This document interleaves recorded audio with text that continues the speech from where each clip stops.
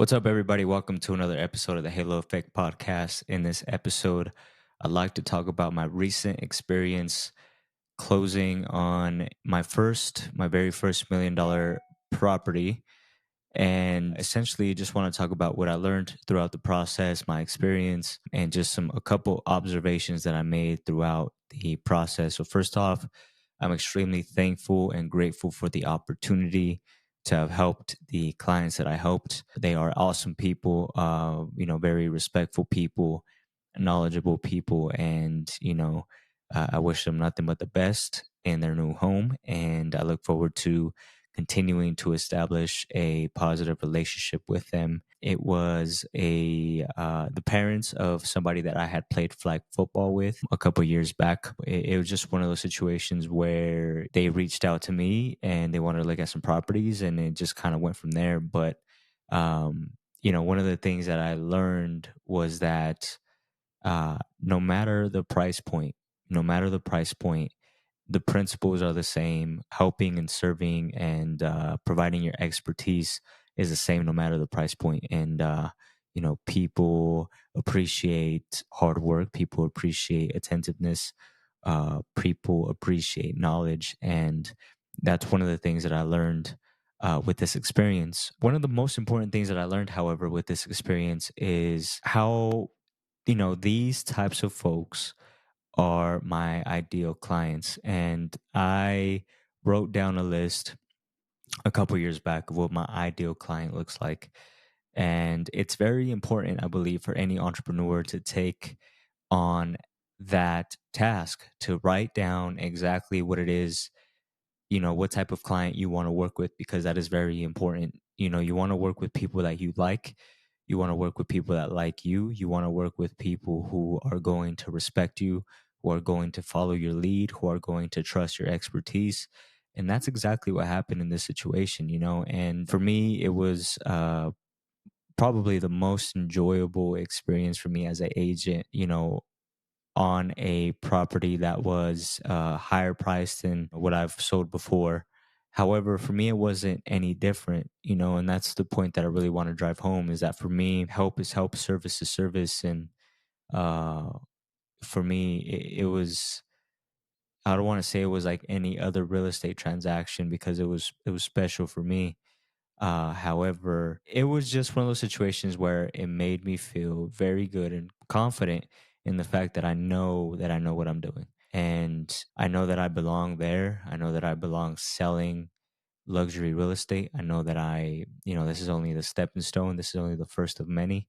For me, it is a dream that I've had, and a goal that I've had, I should say, for a long time, ever since I got into this industry. And so the fact that it has happened for me feels very rewarding, because um, I know, like I said, that I belong there. I know that I have the skill set to be able to help any sort of client. And now what I'm working on is building my brand to, attract more of those clients and expose my brand to other agents or markets across the nation and internationally. So this is the very first step of doing that. And also recording content and working on my brand is the very first step of doing that as well. So I essentially learned what price point my ideal clients are in. And for me, it felt great to have your clients, follow your lead, to respect you, respect your time. That is, for me, that's my standard. That's what I look for. That's what I stand on as an agent. Very, very early in my career, those standards weren't there.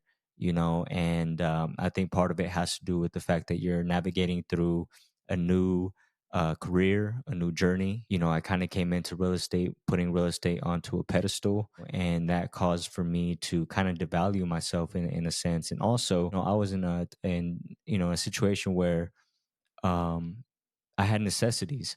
And when you don't have basic things that you really want.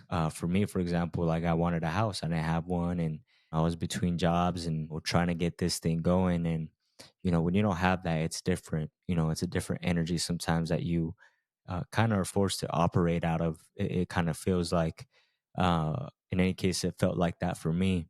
But I was just it was just a great experience because I was reminded of my standards and where I'm at, the work that I've put in to get to this point, what I deserve, what I want to be around, who I want to be around me. And like I said, I think that this is just the first of many. I don't think I actually know that this is just the first of many.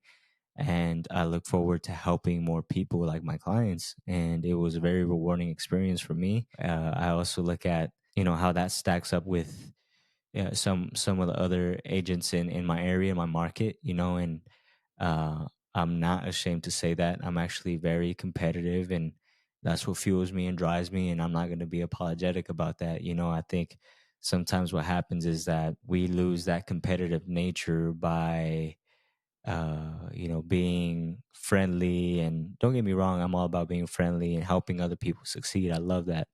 But at the same time, I love to be competitive, and that's what fuels me and drives me as a person in general. And that's why I always played sports growing up, because of that competitive nature. And so I like to look at, how this kind of separates me. And I think it's just something that I created, I attracted based on years of just hard work and preparation, and doing a lot of things behind the scenes that people will never know, will never see. And so hopefully as I move forward and I proceed with content creation this year, I just hired an assistant to help me out with that as well.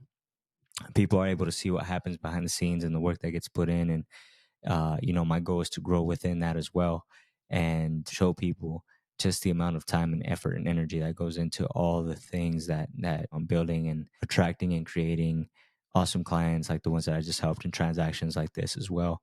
And those are some of the things that I learned throughout this experience. For me, honestly, the whole time for me, it was just a pleasure. It was an honor for me to be in that situation.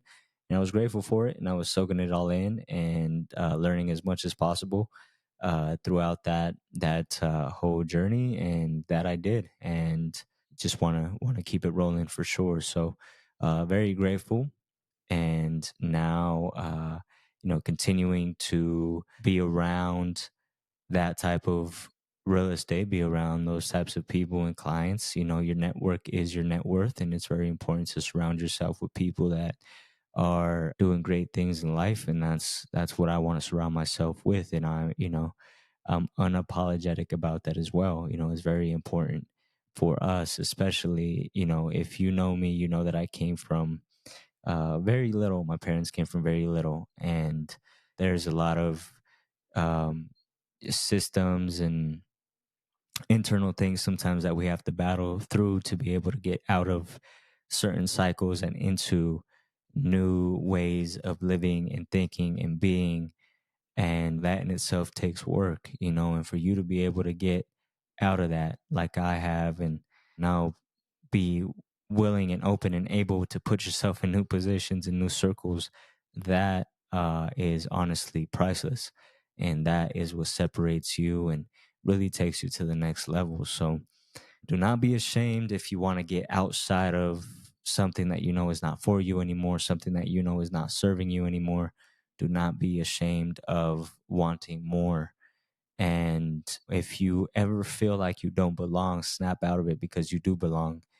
And the other thing that I found is that people are very accepting, people are very open, people are friendly. People, obviously, you have to, put yourself in a position to where you have to know what you're talking about, and present yourself the correct manner as well. But people are very, very open, and it's all about helping each other out and providing your services and being excellent, exceptional at what you do.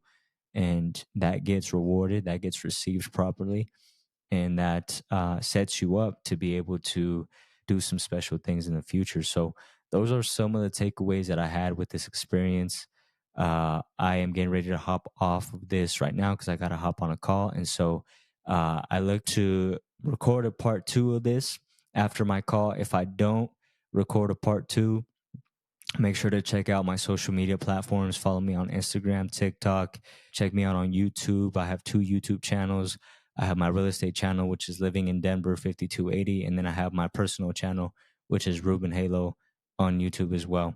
So make sure to follow me, guys. If you're looking to move into Denver, check out my website, HELOINTL.com, and reach out to me, and we'll make it happen. We'll connect and make your move to Denver and or out of Denver a smooth transition. With that being said, thank you all for hopping on to another episode of the Halo Effect podcast, and I'll see you guys on the next episode.